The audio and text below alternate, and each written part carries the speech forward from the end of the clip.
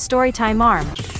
About a year ago I lost a really good friend, and up until now I haven't been able to really talk about it. I think because I feel like it really was my fault and I don't want to be judged. So please don't leave any asshole comments. We'll call my friend Jack for this, because I don't want his family to know this is what really happened. So me and Jack decided we would take a bro vacation when we both turned 21. We're both really into adventures, so we wanted to go somewhere that would keep us entertained. Let me clarify that even though we both like adventure, we like different kinds of adventure. Jack likes the rush of heights, and I like doing deep dives. Neither one of us likes what the other likes, but we did it because it took us out of our comfort zones. We booked the trip, get on the plane, and the first thing we do is this crazy high zip line. I hated every bit of it, but that was the deal. I'd do his stuff if he did mine. I scheduled a cave dive for the very next day. Usually Jack might say he doesn't want to do something I want to do, but this time was different. He seemed truly terrified and begged me not to make him do it up until we were suiting up for the dive. I did my best to calm him down, but he would just double down. Now I wish I would have just gone on my own, especially because I knew that I didn't plan on following the guide rope, but at the time I really thought it would be fine. I pulled Jack to the side and told him I would be next to him the entire time, and I wouldn't let his hand